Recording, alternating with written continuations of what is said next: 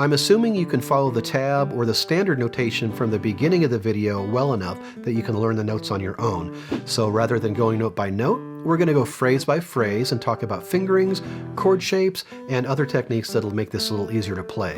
And at the end of the video, I'm going to go through some alternate rhythms that you could try for those chord fills. If you do need some help reading tab, I've got a video on that topic. I'll leave a link in the description. Also in the description, you'll find a link for a free download of this arrangement. I'm playing this with a pick, but you could also play with fingers. Now this arrangement is essentially melody with a lot of rhythmic strumming to fill in the spaces. And all that rhythmic strumming is just chords. So if you pay attention to the chords above the music, that's going to help you with this. We start off with some single notes. And then here's some of that strumming. And all that is a G chord.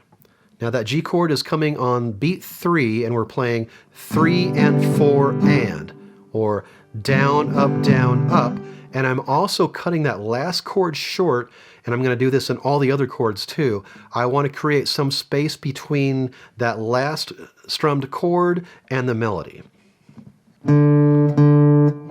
1, 2, 3, and 4, and. Some single notes here.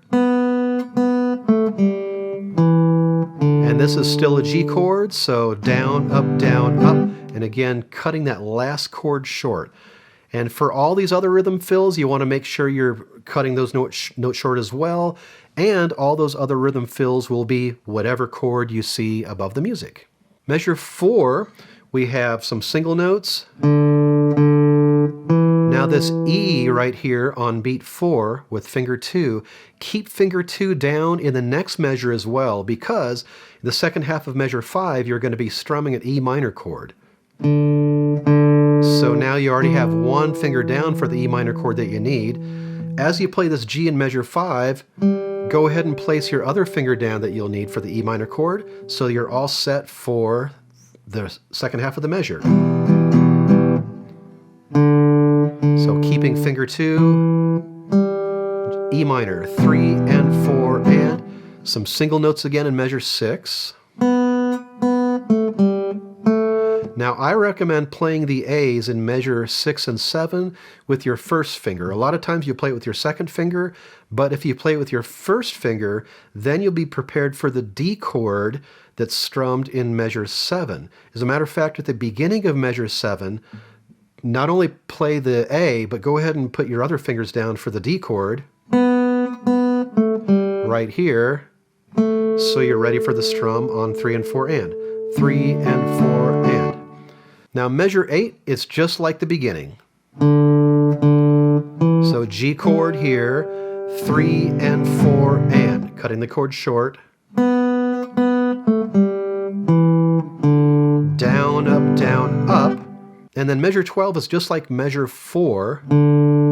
So this E right here, keep it down as you get into measure 13, so you're ready for the E minor chord. E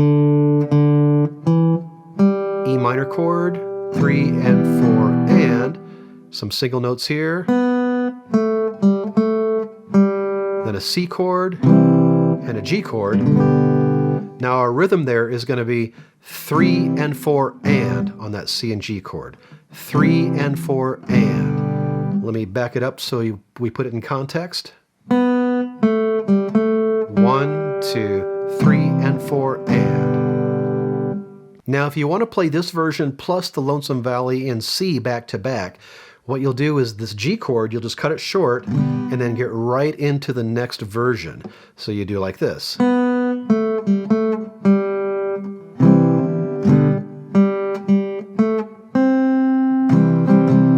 And then you're in the C version.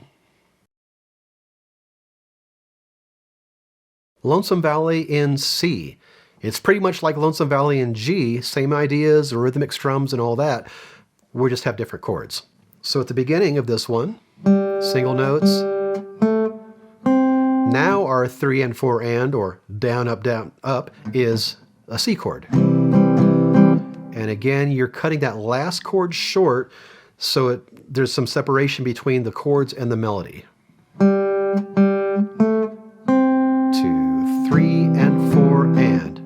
single notes.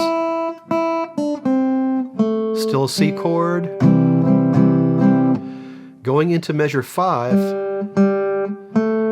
when you play the C, go ahead and press the A minor down because you have to strum that chord anyway, the second half of the measure. So form the chord here, 1, 2, 3, and 4, and then you're all set for the A minor chord.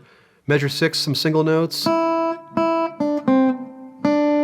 Now this is a little tricky here. Hold down this D in measure 7 with your third finger. As you're holding down the D, get your fingers in place for that G chord. Now it may be a different G chord than you're used to playing. There's different ways to play any note. This particular way of playing the G chord with 4 fingers is sometimes called the country G. So anyway, hold the D down, get your fingers in place. And bonus points if you can just get to that chord right away on the D. So just form the chord here and have it ready. Either way, you want to be ready to strum that country G chord the second half of measure 7. Measure 8, it's just like the beginning of this version. C chord, 3 and 4 and. Down, up, down, up. And then measure 12, we've got some single notes. And then in measure 13, just as you did in measure 5, not only play the C, go ahead and finger the full A minor chord so you're ready for that strum right there in the second half of the measure. And then we have our ending.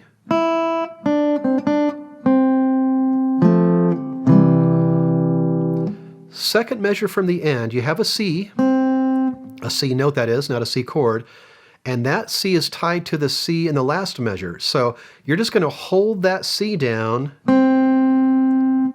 while you're playing the chords underneath. Just keep letting it ring. So then we have a little tiny F chord, just fingers 2 and 3 of an F chord.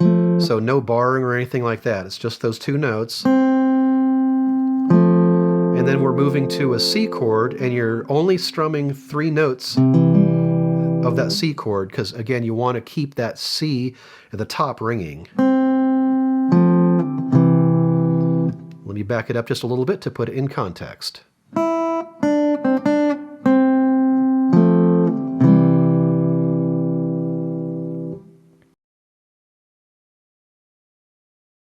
Lonesome Valley has a lot of space in the melody that you need to fill up, and I chose to do that with straight 8th notes in this arrangement.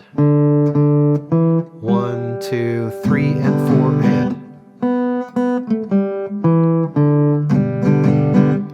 Now you could try some other rhythms. You might want to try 2 8th notes, 8th rest, and 8th note.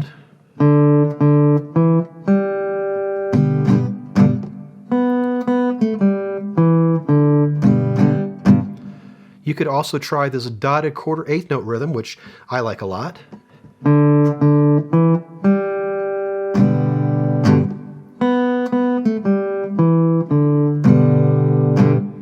You could also mix and match, maybe do one rhythm for one line and another rhythm for another line. So let's say I wanted to play that dotted quarter rhythm in the first line and straight 8th notes in the second line.